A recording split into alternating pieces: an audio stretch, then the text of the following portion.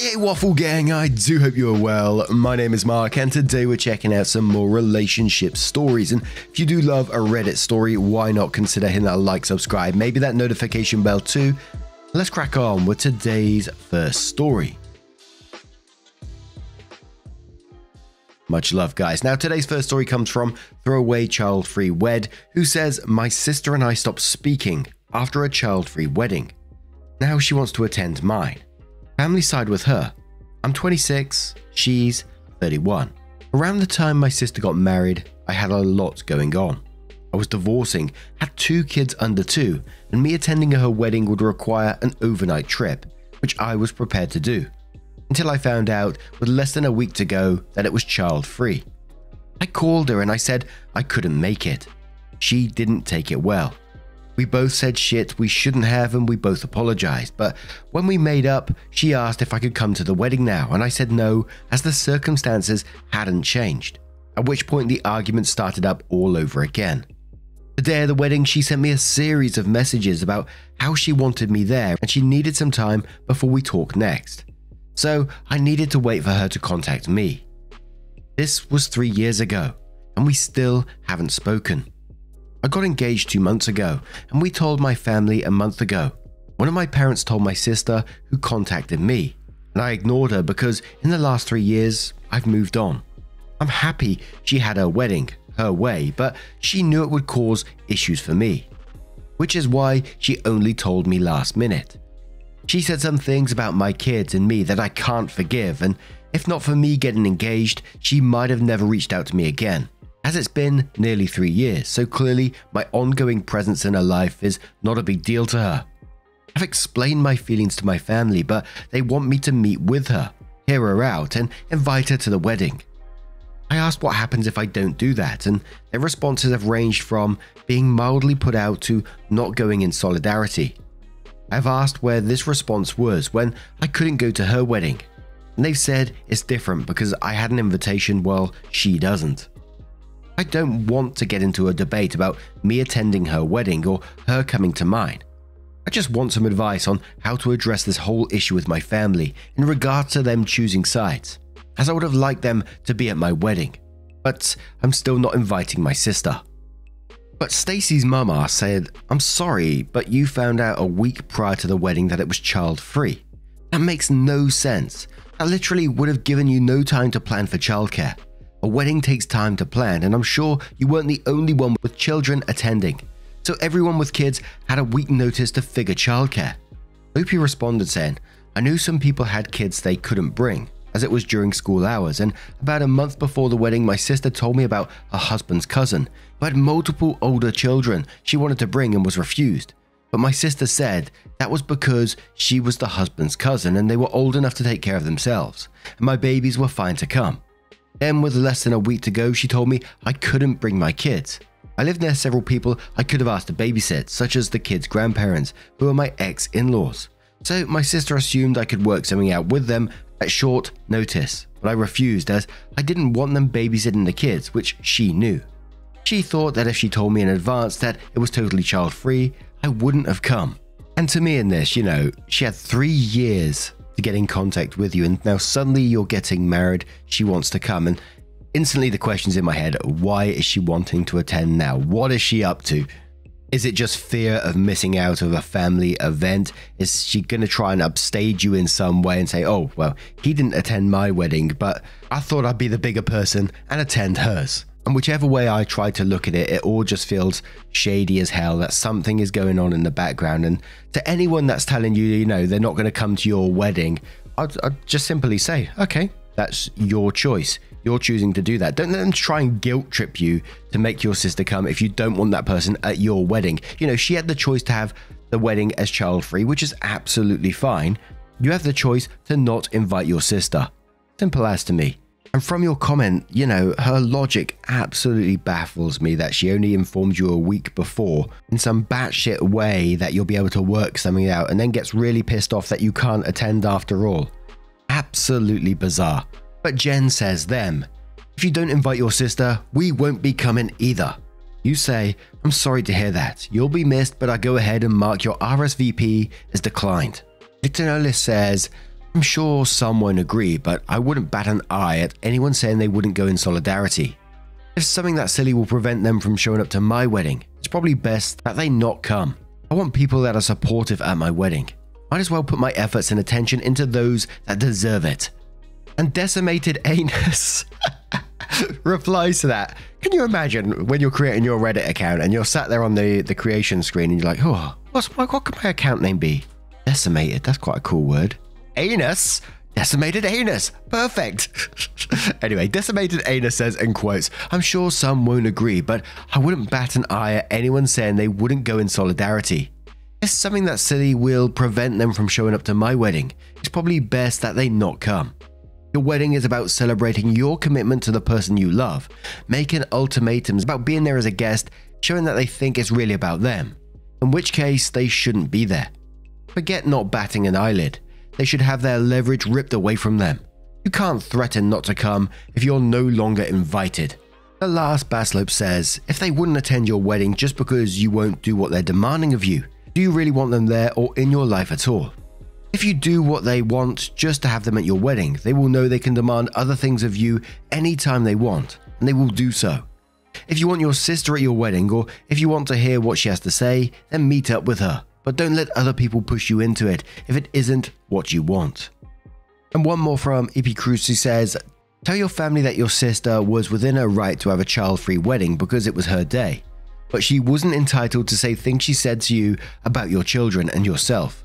And just as they supported her in making a decision that made her happy on her wedding day, regardless of how it made you feel, they should be supporting you making the same decision for your happiness on your wedding day, regardless of how it makes your sister feel.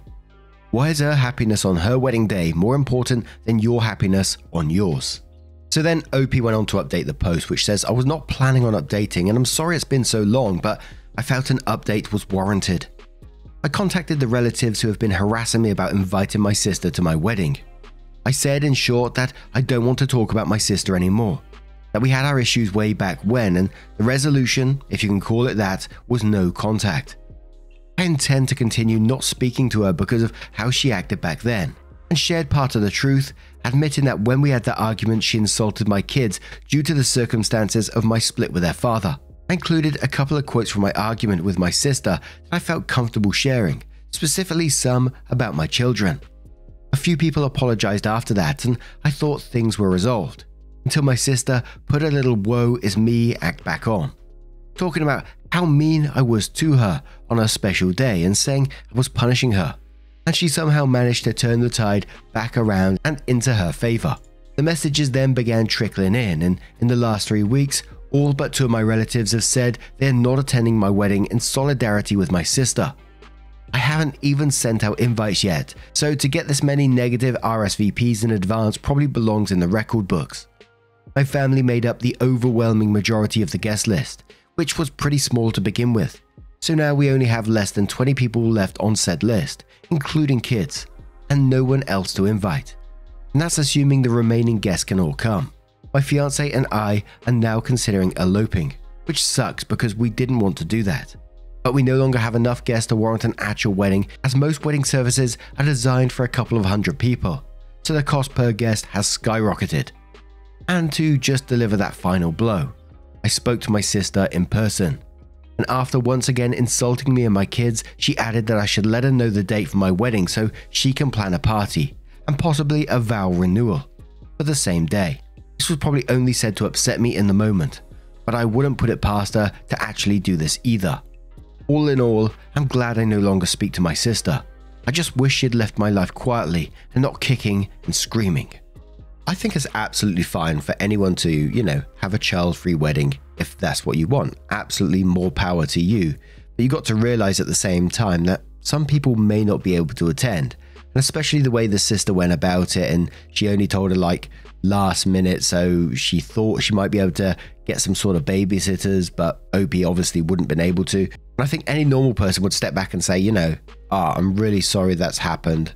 I would have loved you to been there, but I'm afraid the wedding is child-free, etc. And I'm sorry it's worked out this way. Maybe we can have a dinner together or something like that.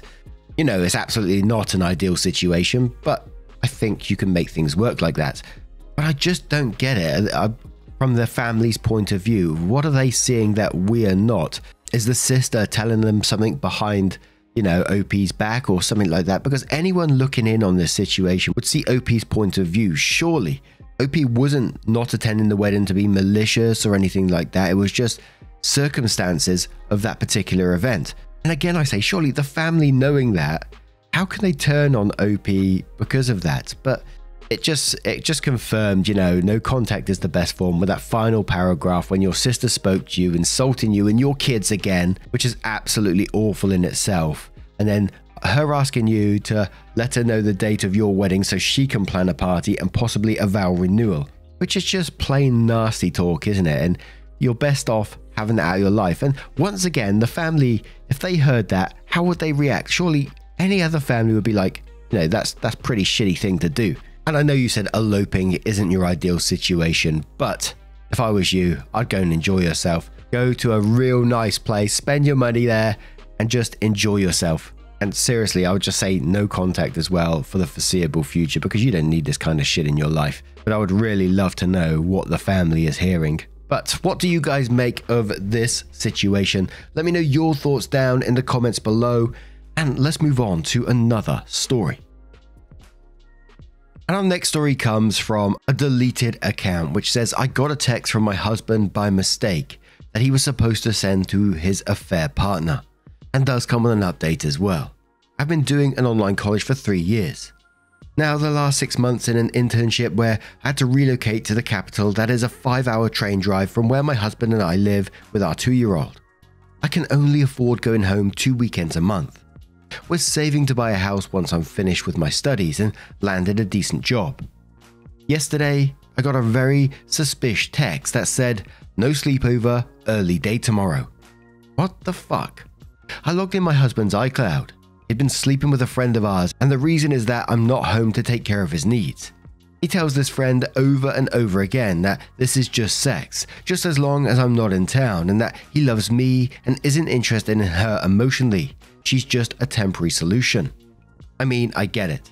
Dicks probably fall off if they don't get wet, so I fully understand you, husband. I sent him the screenshots of my findings, and believe it or not, I also have needs, but instead of sneaking around behind his back with a mutual friend, I introduced him to my temporary solution. I'm contemplating forwarding the screenshots to the woman and her husband too. I think we'll need to get on the same page. It's just fair, isn't it? And people were asking OP questions where OP responds to them. So someone says, seriously, after you graduate, leave him. If he wanted sex with his wife, mother of his child, he wouldn't be sleeping with a female married friend. I wouldn't be surprised if they started hooking up when you were pregnant. OP replied saying, no, it was all there in the text. They started October 9th. I moved August 28th to start my internship September 1st. Someone says the affair partner's husband should know. Him and his needs is a bullshit excuse to cheat. He is sleeping with her in your home, in your bed, with your child around. Hell no. There is nothing that justifies this. Fuck him, fuck her, and move on. OP responds saying, in our apartment, yes. I don't think they can meet at her place since she lives with her husband and 2 kids. Someone says, what did he say when you sent the screenshot of your findings? Tell the affair partner's husband he needs to know what his wife is up to. And as for your husband, you need to start making an exit plan. OP responds saying, I haven't answered him yet. He's freaking out, I guess. OP mentions a comment and says, the affair partner's husband is a total douche.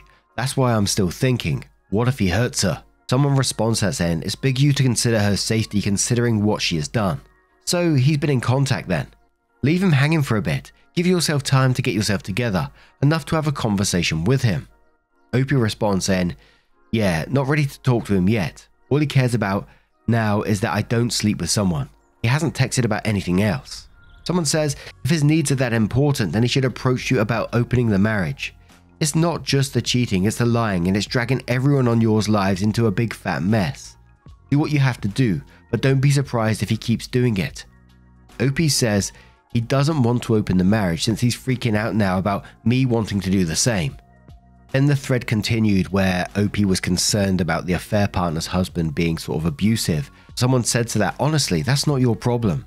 Though if you are worried for her safety, you could tell her you are giving her a few days to get to a shelter before you inform her husband.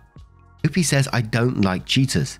I just don't think just because they're cheaters, they should be beaten up or worse. I understand that maybe you and many come from places where infidelity, especially women, is punishable and probably think she deserves it. I don't. If she had a better husband, I wouldn't hesitate.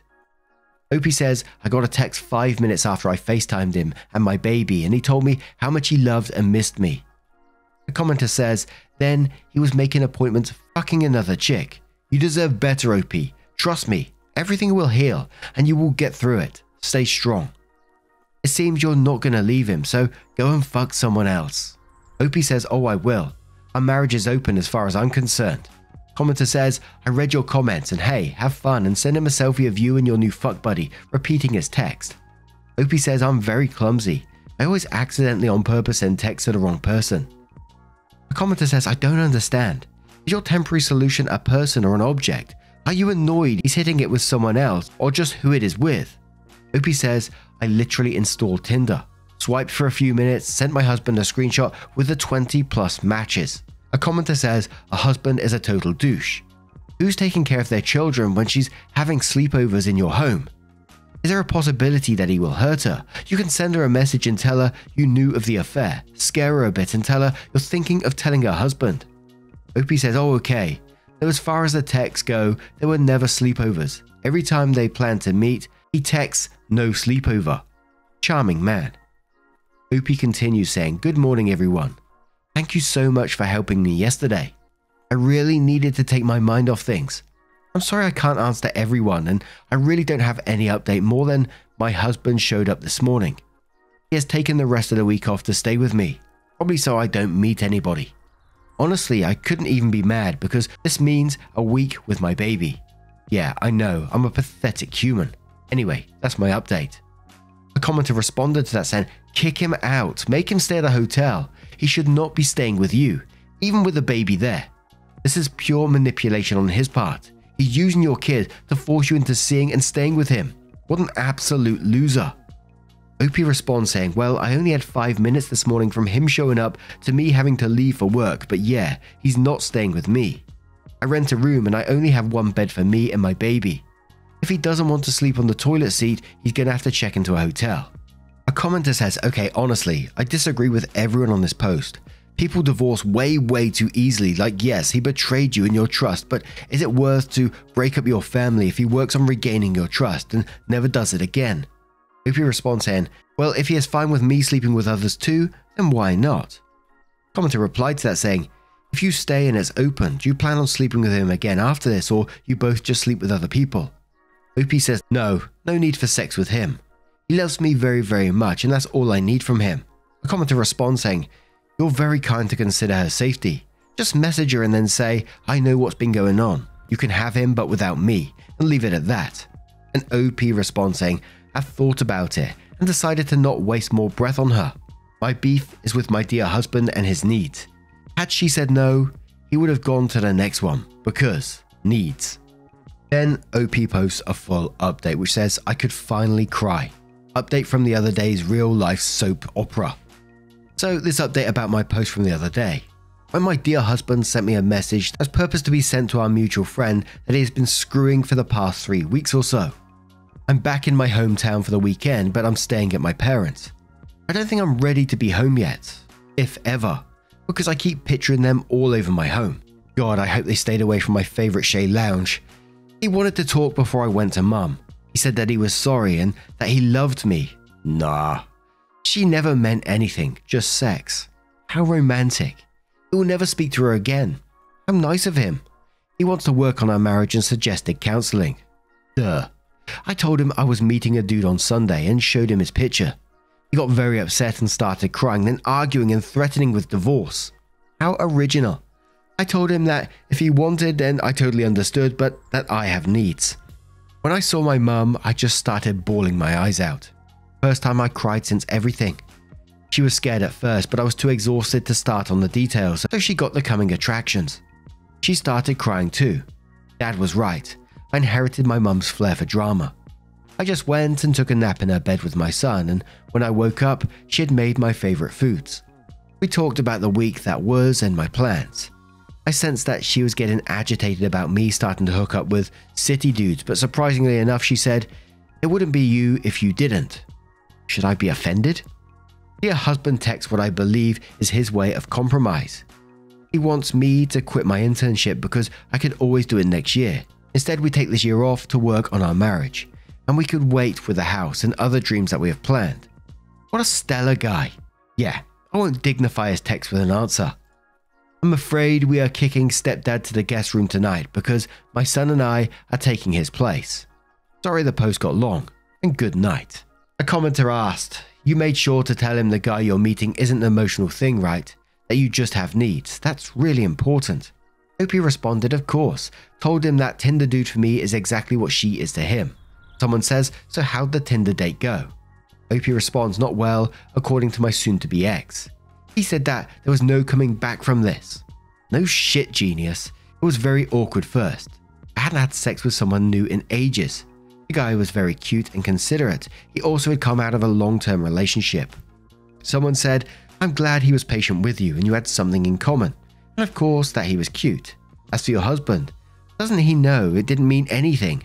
Jeez." Opie responded saying, "I met the Tinder guy for dinner because I wanted to see if there was any chemistry at all.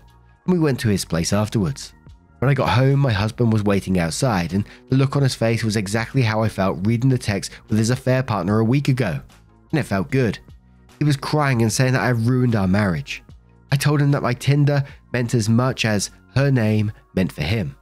He told me that it was over.